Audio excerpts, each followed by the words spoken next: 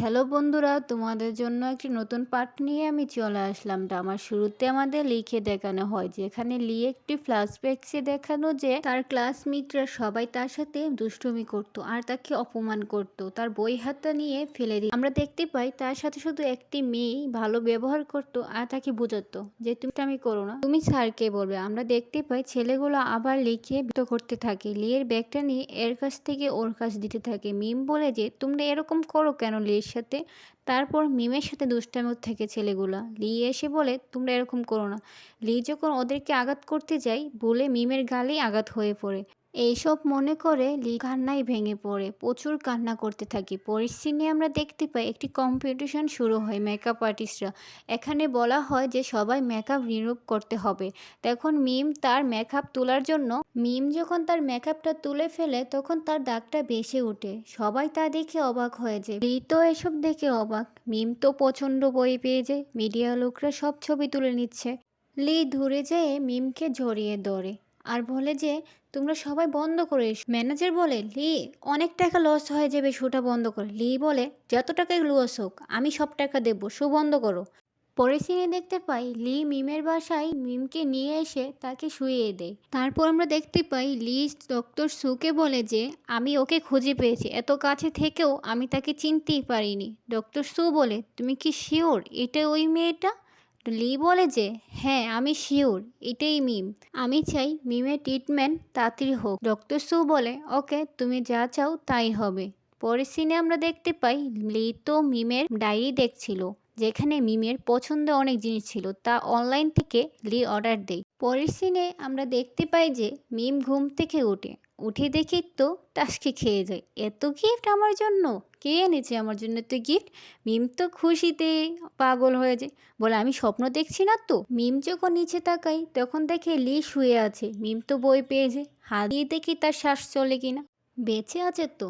তা বলে মিম যখন চলে যেতে চাচ্ছিল তখন পিছন থেকে লি বলে তুমি কোথায় যাচ্ছ, আমাকে থ্যাংক ইউ বলে তো যাও। মিম বলে থ্যাংক ইউ। লি বলে আমার ভুল হয়ে গেছে, আমাকে ক্ষমা করে দাও, আমি তোমাকে অনেক ভালোবাসি, বিশ্বাস করো। মিম বলে আমি তোমাকে ভালোবাসি না, আমি তোমাকে একটু পছন্দ করি না, কেননা তুমি আমাকে বিশ্বাসই করো না।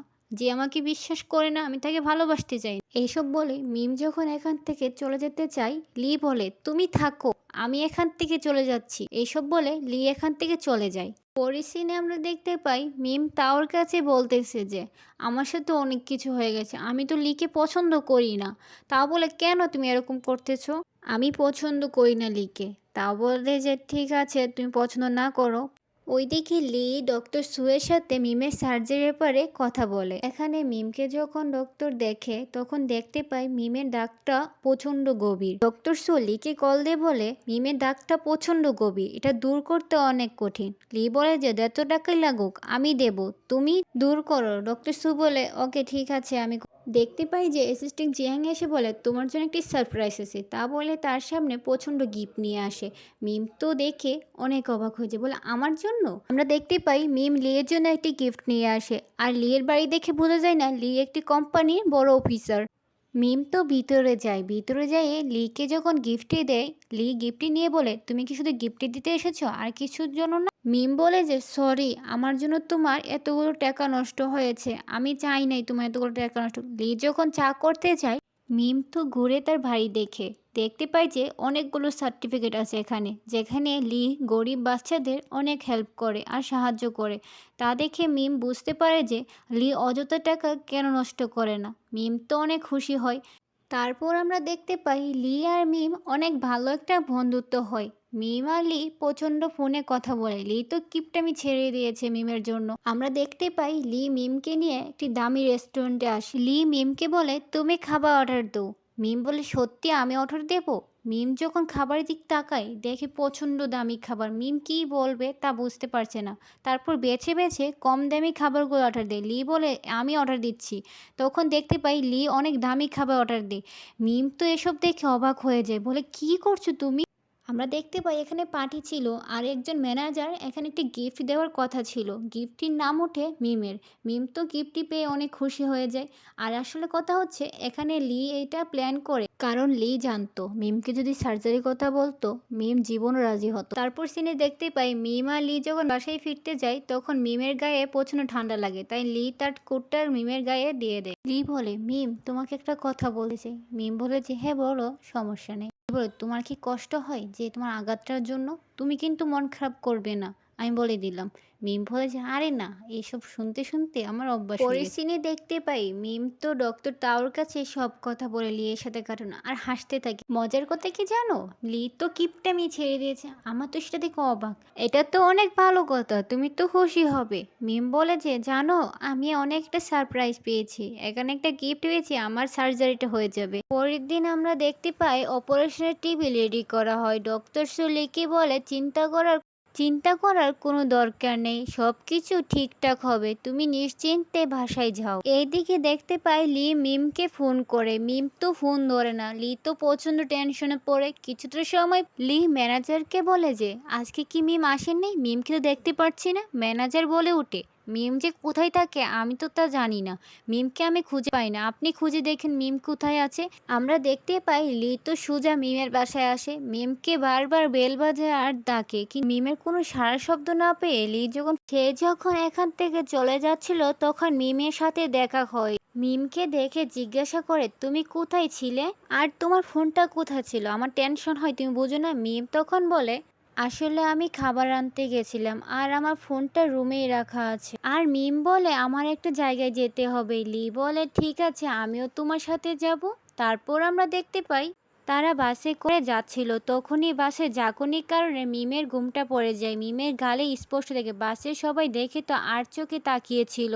এই জন্য লি তাকে জড়িয়ে ধরে আর তার সেক্রেটারি জিয়াংকে গাড়ি নিয়ে আসতে বলে। তারপর তারা বাস থেকে নেমে গাড়ি করে যেতে থাকে। এখানে আরও একটা ফ্ল্যাশব্যাক দেখতে পাই। ছোটবেলায় লি এসে মিমকে জিজ্ঞেস করেছিল, তোমার মুখ এই দাগগুলো কিসে? মিম বলে যে আমার মুখে পিম্পল হয়েছিল। লি বলে যে তোমার মুখে যত্ন নিও, কেননা তোমার মুখে যদি দাগগুলো থেকে যায় তোমার কাছে কেউ আসবে না। তাছাড়া এই জায়গাটা মিমের অনেক পছন্দের জায়গা ছিল, তাই সে কষ্ট পেলে সবসময় আসত। তখনই লি তাকে একটা উলনা দেয় আর বলে, এবার তোমার ফেস কেউ দেখতে পাবে না। কাহিনী আবারও বর্তমানে চলে আসে আর আজকেও তারা এই জায়গায় আসে। আর মিম বলে, আমি জানি তুমি আমাকে পছন্দ করো, তুমি আমার জন্য সব কিছু করতে পারবে। প্রথমে আমি ভেবেছিলাম আমার মুখের দাগটা চলে গেলে আমি তোমাকে সব বলবো, কিন্তু বিশ্বাস করো আমি তোমাকে অনেক ভালোবাসি। কিন্তু আমার এখন মনে হচ্ছে দাগের সাথে ভালোবাসার কোনো সম্পর্ক নেই, তাই আমার মনের কথা সব বলে দেব। এসব শুনে লি কাঁদতে কাঁদতে বলে, চলো আমরা এক হয়ে যাই। তারপর তাকে জড়িয়ে ধরে। পরের সিনে আমরা দেখতে অন্যদিকে সেক্রেটারি জিয়াং বন্ধুদের সাথে দেখা করতে আসে, কিন্তু এখানে তার বন্ধুরা তাকে অনেক অপমান করে আর বলে, তুমি অনেক রোগা, তোমার জামা খুললে মেয়েদের মতন লাগবে, তাছাড়া তোমার বসলি অনেক ইপটা। এসব বলে তারা জিয়াংকে নিয়ে অনেক মজা করে। তারপর সবাই বলে, তোমার কি গার্লফ্রেন্ড আছে? তখনই এখানে অনেক সুইট করে অ্যান্টি নিয়ে আসে ডক্টর তাও আর সবাইকে বলে আমি ওর গার্লফ্রেন্ড। তাওর মুখে এসব শুনে জিয়াং অনেক বেশি খুশি হয়ে যায়। জিয়াংয়ের বন্ধুরা সবাই তো অবাক হয়ে যায়, বলে এত একটা কিউট মেয়ে তোমার গার্লফ্রেন্ড? এখানে জিয়াং তার বন্ধুদের সত্যি এটা জানাতে চাচ্ছিল, ডক্টর তাও তাকে ইশারা দিয়ে না করে। আজকের পার্টটি এখানে শেষ হলো, আবার নতুন পার্ট নিয়ে